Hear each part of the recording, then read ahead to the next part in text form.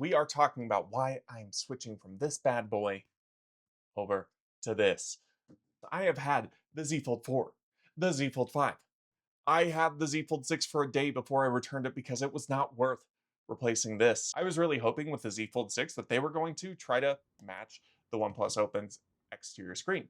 They did. My conspiracy theory here is that Samsung doesn't want to make the outside screen bigger or expand it to the size of this. Not because of the inconvenience of how big the phone would be, but because they want you feeling forced to use the inside screen. Because I used it a lot more on my Z Folds than on my OnePlus Open.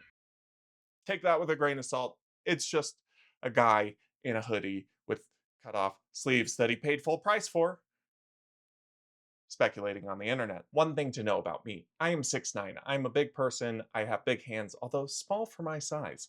But I did not like on the Z Fold 4 how narrow that screen was. I do not know how people use the Z Fold 3 because the screen is even narrower on that bad boy. So the Z Fold 4, the Z Fold 5, I enjoyed, but as soon as I laid my hands on this magnificent beast, it was game over. Having a bigger outside screen made a world of a difference. And you might be thinking, Dakota, isn't the point of having a foldable so that you can open said foldable? Yes, that is one of the points, but I will tell you what, you know what's not convenient? Every time you have to pull your phone out of your pocket to type on the internal screen because you keep mistyping things. Now, I am not a perfect texter by any means. I have plenty of spelling and grammatical mistakes in my typing all the time. But a smaller screen definitely made it worse.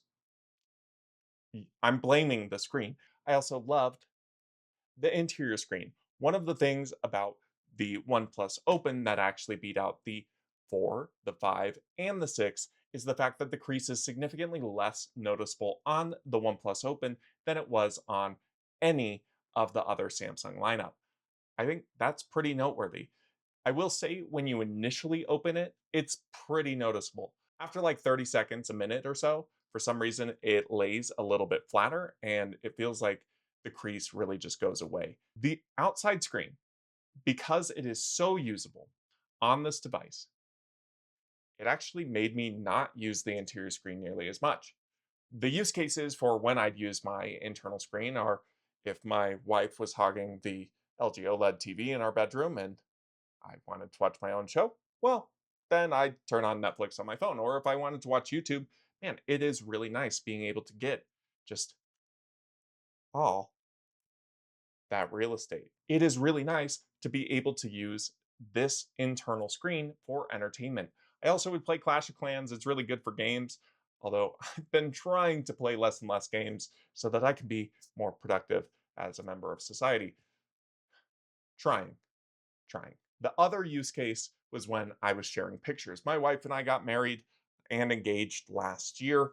I got a puppy last year. I lost 2 dogs last year. It was a very, very eventful year. With that, I was sharing a lot of pictures because we paid a lot for our photographers and we wanted to make sure that we got our money's worth by sharing our personal lives with everybody. Outside of those use cases, I really just used the outside screen, which means carrying all the extra weight of this half of the phone and this massive camera that kind of sucks made it less worthwhile. The rest of the phone was fine. I really didn't like some components though, like this. This feels really gimmicky. Honestly, the size of this is ridiculous too. It feels like a statement piece.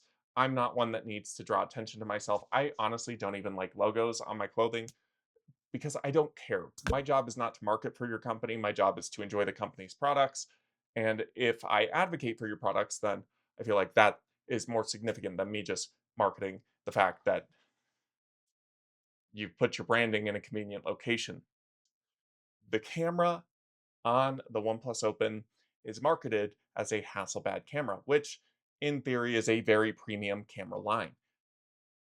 In practice, within a phone at least for a amateur that is not a photographer by any stretch of the imagination, it is so much easier to take your phone out of your pocket and take pictures with an iPhone or a Samsung device. I found the auto zoom features and the auto changing to portrait mode and stuff so inconvenient on on the OnePlus Open. I could have turned them off, but I didn't. That I actually would have my wife take pictures with her iPhone instead of me taking pictures. Yeah, that's how bad it was. Another thing I didn't like as much about the OnePlus Open is the UI. The UI just kind of sucked. Candidly, I'm not a huge fan of the Apple interfaces, and it seemed like the OnePlus UI really was trying to mirror the Apple UI, which for me, it's a no from me, dog. I honestly download a launcher on every single phone I've ever had from all of my Samsung devices, all of my Android devices, and I used to jailbreak my iPhones because I like having a little bit more customization at my fingertips. And honestly, my launcher, what's it called? Nova launcher that I've been using for years seems to be sucking lately. I don't know if that's a personal experience or not. I thought it was this phone, but it actually has spanned to my S25 Plus S, whatever. The names are too long. These. If you are a person that prefers Apple products, or at least how Apple integrates everything into their software, then you might prefer it. So, is the UI what made me switch? No, because Samsung's actually also doing that. I think companies are just trying to appeal to the masses more and more, which is ironic because this feels like they're trying to market to photographers. The straw that broke the camel's back was the constant anxiety of carrying this phone around. What do you mean? When I carry this phone around, I never think about it. I really don't. So much so that for the past 2 days, when I've been at the gym watching videos on the treadmill because I hate walking on the treadmill and I need to do something to pacify me for the time that I'm on the treadmill, I have left this on the treadmill at the gym playing my videos when I go to take a pee. Yeah, I would never do that with this phone because I'm constantly thinking about how much I have to baby it. And you might be thinking, Dakota, that's what cases are made for, dummy.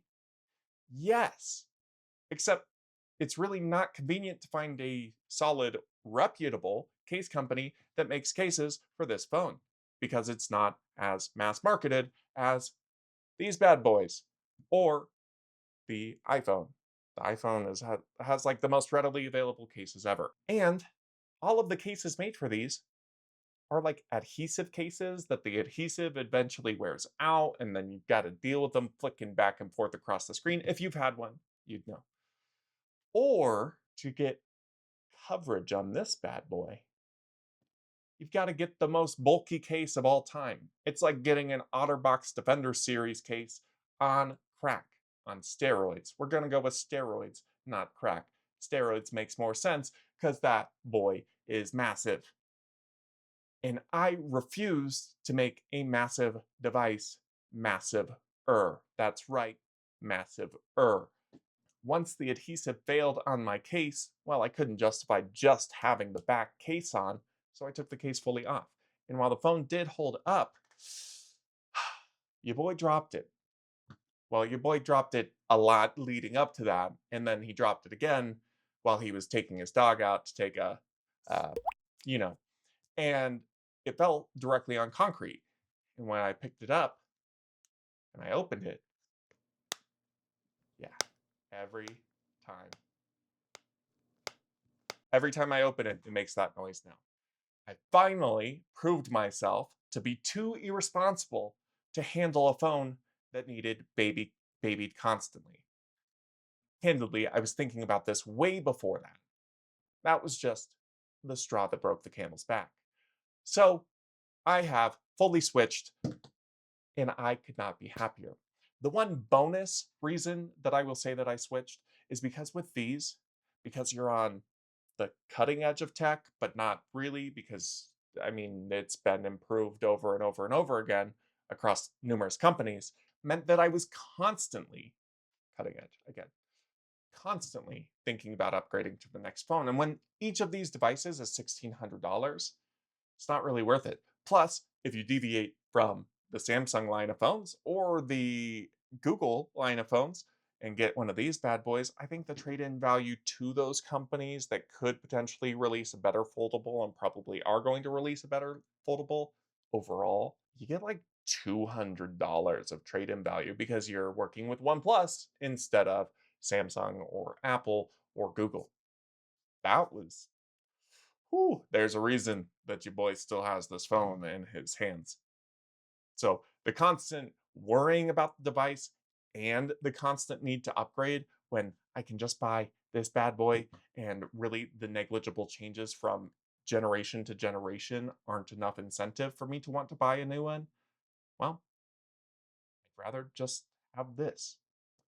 If you were watching this video, you were probably either A, thinking about getting a foldable and trying to make the determination of whether you should just get a slab phone or a foldable, or B, you might already have a foldable and are thinking about switching back to a slab phone.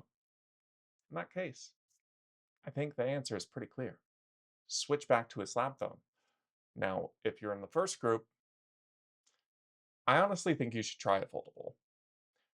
What? But Dakota, you just told me it was constant anxiety and a constant feeling of upgrading, and you made the clicky noise. Yes, I did do all of those things. But having a foldable was a really great experience. And I think in having it, you get the opportunity to make the determination of whether a slab phone makes more sense for you or not. If you haven't had it, well, you really can't identify what your preferences are. I've shared my preferences and my pain points, and hopefully those help you make an informed decision on what makes sense for you. And I'm curious, are you going to go with my recommendation, or are you thinking, No, I'm 100% team slab phone, or wait, I'm 100% team slab phone, or I'm 100% team foldable. And if you do get a foldable, I'd love to hear, which one did you get? How many have you had? Which one was your favorite? Because I can tell you, by and large, my favorite was this bad boy. The hardware is just simply better. That's all for now, my friends. Thank you so much for watching, and I hope you have a great rest of your day.